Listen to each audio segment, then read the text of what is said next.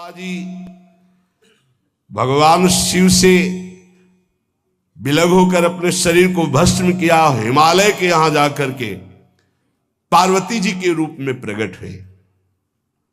हिमालय पुत्री पार्वती बाल्यावस्था से ही निरंतर ध्यानस्थ रहना शिव अनुराग में। जब किशोर अवस्था हुई, किसी से कोई संभाषण नहीं करती थी माता जी, हर समय भगवान शिव के ध्यान में निमग्न रहना, कठोर तप करना शुरू कर दिया। जो बिल्व पत्र सूख कर गिर जाते थे, माता जी उसको अपने मुख में रख करके पा लेती। एक बिल्व पत्र, अपर्णा, शरीर सूखने लगा। माता जी का नाम अपर्णा। भारी तपस्या। भगवान शंकर को एकदम बोध हुआ कि सती का जन्म पार्वती के रूप में हिमालय के यहां हो चुका है और वो हमारे लिए कठिन तपस्या कर रही है। तो सप्त ऋषियों को बुलाया और उनसे कहा कि जाओ इनके प्रेम की परीक्षा लो। जानते हैं, सब कुछ जानते हुए भी ये होता है। जैसे लोग कहते हैं भगवान जानते हैं अपने भक्त को, तो परीक्षा क्यों लेते हैं? तो पढ़ाया तो टीचर ने ही है, तो सालाना परीक्षा तो होगी ही कि तुम क्या पढ़े हो। ऐसे ही तुम्हारे प्रेम की परीक्षा होगी। तुम हरि को चाहते हो या हरि की रची हुई माया को? हरि की हुई रची हुई माया में आकर्षित हो गए तो 0 आ जाएगा। वो हरि की तरफ देखते रहे, माया से बच गए तो नंबर आ जाएंगे। 100 के 100 आते हैं यहाँ, 98 96 नहीं आते। 2 ही चैप्टर हैं, हरि पसंद कर रहे हो या हरि की माया। हर भक्त के सामने आता है तो प्रायः लड्डू ही खाने को मिलता है। बचता वही है जो मामे वे प्रपद्यन्ते माया में ताम तरंति थे, केवल हरि। पार्वती पहि जाई तुम प्रेम परीक्षा लेहु, गिरिहि पेरि पठयहु भवन दूरी करेहु संदेहु। हे सप्तऋषियों, जाओ, हमारी आज्ञा है। पार्वती की प्रेम की परीक्षा लो, यदि पास हो जाएं तो उनको तपस्या से निवृत्त करो। बोलो महादेव जी प्राप्त हो जाएंगे। जाओ भवन को चली जाओ, तपस्या की आवश्यकता नहीं। ऋषियों ने जाकर के पार्वती जी को देखा, मानो मूर्तिमान तपस्या विराजमान हो, अस्थिमात्र हुए रहे शरीर, सूखे पत्ते बिल्व के। मुनि बोले, हिमांचल नंदिनी, इतना कठोर क्या प्राप्त करना चाहती हो? किसकी आराधना कर रहे हो? तुम्हारा लक्ष्य क्या है? यदि हम सुनने के अधिकारी हों तो आप कृपा करके बता सकती हैं। पार्वती जी ने कहा, मन बड़ा सकुचाता है आपसे ये बताने में।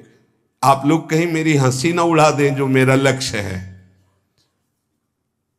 मैंने भी बहुत सिखाने की कोशिश की, लेकिन मेरा मन नहीं मान रहा, हठ पकड़ लिया है। क्योंकि मेरे गुरुदेव ने मुझे जो आकर के बचपन में बता दिया, मैं वही हृदय से स्वीकार कर ली। मनु हठ परा सुनई न सिखावा, चहत बारी पर भीति उठावा। नारद कहा सत्य सोई जाना, बिनु पंखन हम चाहि उड़ाना। मुनियो, वैसे आप भी हंस दोगे। ऐसा लगता है जैसे हम भारी प्रबल धारा में बालू का बांध बनाना चाहती हैं। कहां भगवान शिव और कहां मैं? मेरे गुरुदेव नारद ने बचपन में आकर के कहा, तुम्हारे पति देवाधिदेव महादेव होंगे। बस मैं तब से अपने पति की प्राप्ति की आराधना कर रही हूं। पता नहीं आप मेरी बात सुनकर हंसेंगे कि मानो बिना पंख के मैं आकाश को छूना चाहती हूं। ऋषि हंस पड़े और कहा, बात तो सही है। पर्वत से उत्पन्न हुई हो तो इसलिए तुम्हारी बुद्धि भी हमें लगता है जड़ ही है। नारद के उपदेश से आज तक किसी का घर बसा है? नारद के उपदेश से किसी का घर बसा है? अरे जिस जिसका उपदेश किया उसको बैरागी बना दिया, गृहस्थी तो बनाया नहीं। नारद उपदेश सुनकर किसी का घर बसा हो ऐसा तक प्रमाण नहीं है। देखो दक्ष के पुत्रों को उपदेश किया, 10,000 एक को 1,000 एक, लौट कर नहीं आए, सब बैरागी बन गए। चित्रकेतु को उपदेश किया, घर चौपट हो गया। प्रहलाद जी को उपदेश किया, पूरा हिरण्यकश्यप का नाश हो गया। नारद सिख जे सुनहि नर नारी, अवसी होई तजी भवनु भिखारी। तुम्हारे गुरु नारद जी की जो सीख सुना बर्बाद हो गया, बाबा जी बन गया, भजनानंदी बन गया। वैसे हम बताएं, नारद जी हैं बड़े कपटी, ऊपर से साधु का चिन्ह है, अंदर से कपट। क्या कपट? उसके संसार का नाश कर देते हैं, भगवान से जोड़ देते हैं। मुझे नारद जी की बात कम समझ में आती है। ये उल्टा बोल रहे ऋषि परीक्षा के लिए, गुरु निष्ठा हटाने के लिए, समझ रहे हो? पार्वती जी ने कहा बचपन में मेरे गुरुदेव ने बता दिया, वही मैं। नारद जी की बात आज तक घर किसका? जो नर नारी नारद की बात सुने भवन त्याग करके भिखारी बन गया, प्रमाण है। उनके वचनों पर तुम विश्वास मान रही हो। महादेव जी को पति निर्गुण नीलाज कुबेश कपाली, अकुल अगेह दिगंबर ब्याली। नारद जी ने तुम्हें भगवान शिव को पति बिल्कुल निर्गुण समझो। निर्गुण को बता, दूसरा भी अर्थ होता है और एक अर्थ होता है कि कोई गुण नहीं। नीलाज, नंगे धड़ंगे घूमते कभी कभी। दिगंबर, कोई लज्जा नहीं। कुबेश, भाई सुंदर मुकुट लगाए हो, पोशाक पहने हो, नहीं, चिता की भस्म लगाए, मुंडों की माला पहने, बहुत बाघंबर डाल लिया, ये कुबेश है। कपाली, मनुष्य के मुंडों की माला। अकुल, आज तक कोई पता नहीं लगा कि किस कुल के हैं महादेव जी, क्योंकि सब कुलों के मूल है, मूल का मूल वही है, उनके मूल कोई है नहीं। आगे एक दीवाल नहीं है, 60,000 योजन का एक बरगद का पेड़ है, उसी के नीचे रहते। 60,000 योजन, 1 योजन 4 कोस, 1 कोस 3 किलोमीटर। कितना बड़ा वटवृक्ष? कैलाश में एक वटवृक्ष जिसके नीचे रहते 60,000 योजन का। 6 ऋतुएं शोभा देती उसी वटवृक्ष के। और कोई घर तो है नहीं महादेव जी के। और आभूषण भूल मत करना, बड़े बड़े विषैले सांपों का आभूषण कोई सोना चांदी नहीं पहनते महादेव जी। हमें लगता है ऐसा दूल्हा के लिए ऐसा तप। नारद जी ने ठग लिया तुम्हें, पागल बना दिया तुम्हें। देवाधिदेव महादेव के सुनो, इन्हीं ने शिक्षा दी थी सती को। ऐसे बौरे पति मिले, आग में जाके शरीर भस्म करना पड़ा। इसलिए हम तुम्हें बता रहे कि बहुत सुंदर दूल्हा हम देख के आए हैं। हम जान गए थे कि तुम तपस्या कर रही हो। हरि का नाम सुना है? बैकुंठ में रहते हैं, बहुत सुंदर हरि है। यदि उनका आप वर्ण कर ले तो सुखी हो जाएंगे।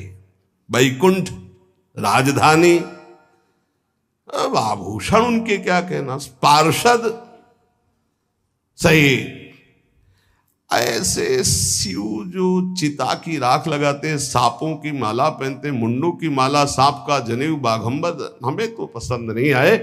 और हमारी बात मान लो, ऐसे के पास स्त्रियां टिक नहीं सकती जिनके घर नहीं, आभूषण नहीं, धन नहीं, कोई भोग सामग्री नहीं, उदासीन, उनको किसी से मतलब नहीं। तो सुनो, हमारा विचार स्वीकार कर लो।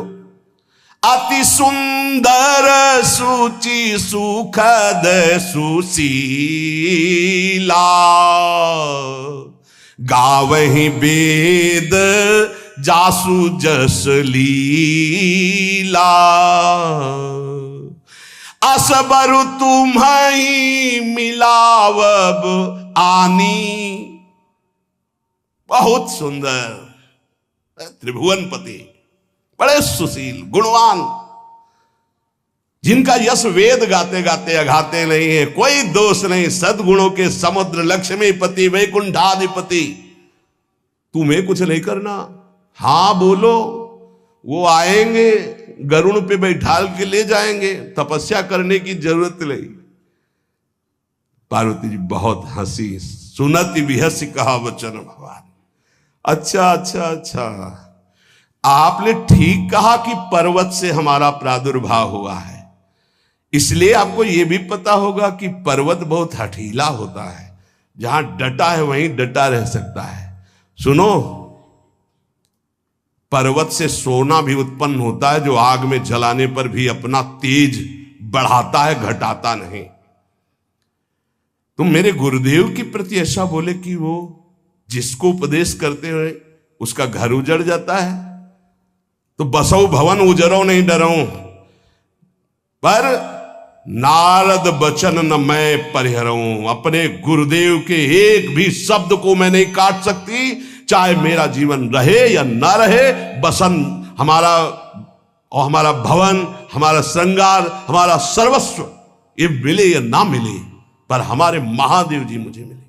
तुम आभूषणों की, वसन भूषण की बात कर रहे हो, ग्रह की बात कर रहे हो, पद की बात कर रहे हो। गुरु के बचन प्रतीति न जेहि, सपने हूं सुगम ना सुख सिद्धि तेहि। एक बात तुम्हें बता दूं सप्तऋषियों, जिसे अपने गुरुदेव के वचनों पर विश्वास नहीं, गुरुदेव का भरोसा नहीं, उसे कभी कोई सुख और सिद्धि कदा प्राप्त ही नहीं हो सकती। महादेव वो गुण भवन विष्णु सकल गुण धाम, जय कर मनुरम जाहि संते ही सन काम। आपने बताया कि महादेव में कोई गुण नहीं है और विष्णु समस्त सद्गुणों के धाम है, मैं मानती हूं, लेकिन मेरा मन महादेव जी से रम गया है। अब तो केवल महादेव जी, पहले मिलते हो सलाह करते तो तुम्हारी बात सुनती, अब तो गुरुदेव नारद जी ने जो उपदेश किया वही मैं करूंगी। अब मैं जन्म संभुहित हारा, को गुण दूषण करे विचारा। ये इष्ट निष्ठा होनी चाहिए। अब तो हमारा जन्म आराध्य देव के लिए, अब कौन गुण दोष का चिंतन करे।